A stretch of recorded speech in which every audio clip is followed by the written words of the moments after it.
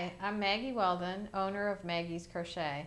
I'm very proud to say that maggiescrochet.com is the largest all crochet site online with thousands of crochet patterns, and hundreds of them are free. I've been crocheting for over 40 years and I've been designing for over 30.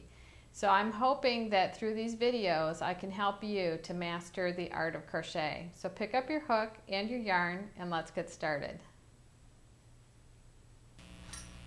In this video, I'm going to show you how to do a slipper using the single crochet in the back loop stitch. It's like a rib type stitch.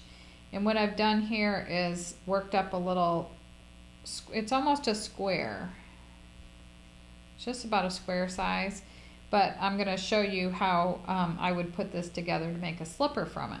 So there's another video that shows how to do the single crochet, just a basic single crochet stitch, and then there's another video that goes over working in the back loops. And this is a good beginner project, and what I did here was I chained 15 and I worked 14 single crochets in multiple rows. So here I have let me see, this is 1, 2, 3, 5, 7, 9, 11, 13, 14. I've got 14 rows and 14 single crochet stitches. I'm using a size M hook, and then I'm using super bulky Lion Brand Hometown USA yarn. So it's a number 6 in the yarns. So I should have left a longer end on my starting chain here. I would have liked to leave about 8 to 12 inches because I'm going to use this when I'm putting the slipper together. So this is a super simple, it's the easiest slipper I can think of, especially for a beginner. And I like using the bulky yarn. You could also use 2 or 3 strands of worsted weight yarn to get the same effect because it makes these ridges stick out. So what I would do is get the measurement of the person's foot that you want to make a slipper for, and have this row be about 1 inch, 1 to 1.5 inches, I would think, shorter than their actual foot length. And I'll try to get a foot length chart to go along with this video or on maggiescrochet.com, so you'll have that, because there's a little bit of stretch in here, so it could at least stretch 1 inch. And you want to remember to have kind of a loose beginning chain here because you don't want that pulling in too tight. So here it's long enough for me to turn it into a slipper. Right, what I'm going to do right here is to finish off, and I'm going to leave an end that's longer than usual, probably about 12 inches here. That should do it. Yeah, I'll make sure a little bit longer. So I've got that. Maybe that's about 18 inches. Okay, so now I'm going to show you how this magically turns into a slipper. And we've also got patterns for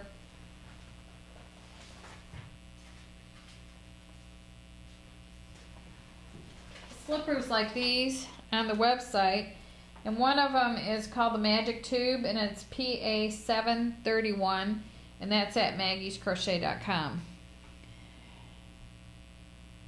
Okay, so there won't be any pattern for this. It'll basically be chain about a chain about 1 inch to 1.5 inches shorter than the foot length of the slipper you want to make, and then crochet until it's a square or a little bit more than a square.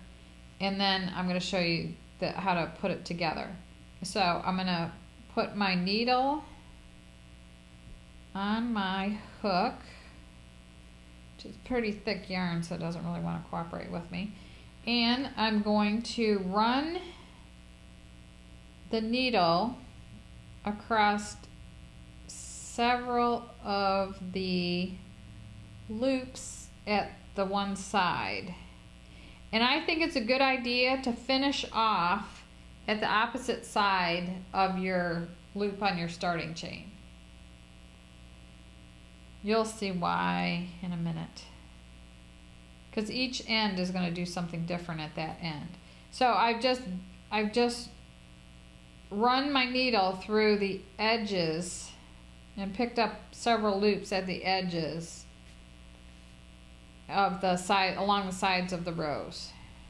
Okay, so doesn't really want to come out of there. Okay, so I'm going to pull this through and I'm going to gather it, and this is going to be the toe end, and you want to gather it pretty tight. And then see, I've got that gathered. That was, I ran the strand along the sides of the rows right there, and then I pulled this, and then I'm gonna fold it together, and I'm gonna hold that tight, and I'm gonna put a couple of stitches in there to secure that, because I don't want that toe coming out, because it'll kind of make your whole slipper fall apart. Okay, you go a couple of times over to secure the drawstring. Okay, so then you want to make the toe part. So you match stitch to stitch and you sew across the top of the slipper. Now you could leave, you could sew one loop to one loop, or you could sew both loops. But I'm going to match stitch to stitch.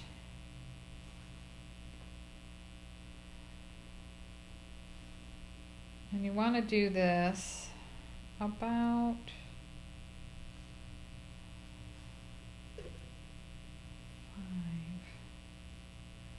that would be about a third. Yeah, I'm going to do this. I'm going to do about 6 stitches in. So it's not quite half because I had 14. And then I'm going to pull, so I've sewed 6 stitches together, and I'm going to pull this tight so it's kind of straight on there so you don't really see it that much. Okay, and then I'm going to secure this.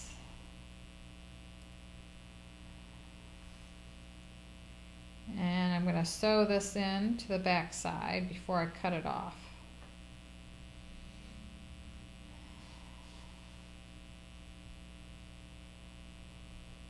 You could decorate these with pom-poms or little tassels or the curly cues. There's another video that has curly cues in it. So I'm going to cut this off right here. And there you can see where you have the toe of the little slipper. Now all you need to do is go to the back side. If your starting chain was longer, that would be much better.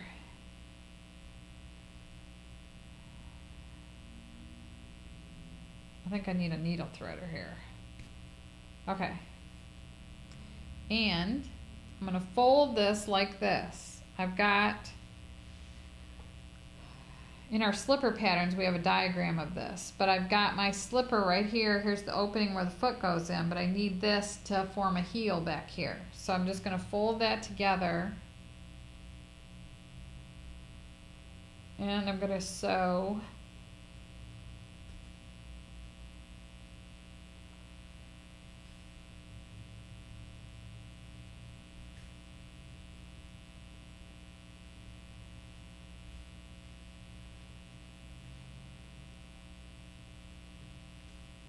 You need to leave a real long end on your starting chain on that slip knot in the beginning, so you don't have this problem, because I didn't leave enough, but it'll work. Okay.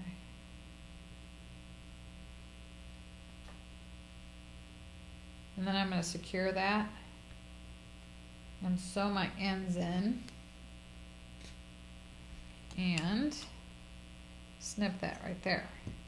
Okay, now I could turn it the other side out, because I've got that stitching on this side,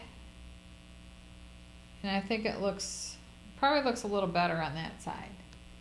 But there you can see how you can make a slipper, like super easy. So you can make these in larger sizes. This would definitely be a little kid size here, but you can make any size you want with these instructions like this. And then you could take a coordinating color of yarn or some loopy yarn and just make a cute little ridge around here. You could put the curly cues, you could put a pom-pom up here, a little yarn ball. There's all kinds of things you could do. You could work stitches along the ridges here, and you could just get creative. And I'd love to see any pictures if you come up with some alternative ways to decorate your slipper. It'd be kind of neat to see. But that's how you make a basic ribbed slipper, just like that. There's a lot of other ways to make slippers, but this is one of the easiest ones I could think of. Somebody on Facebook asked me for a simple slipper pattern, and she said that she was a beginner. So I promised her a video, so this is the video for her. So I hope you enjoyed it. If you have any suggestions or comments, just email videos@maggiescrochet.com. And thank you very much for watching.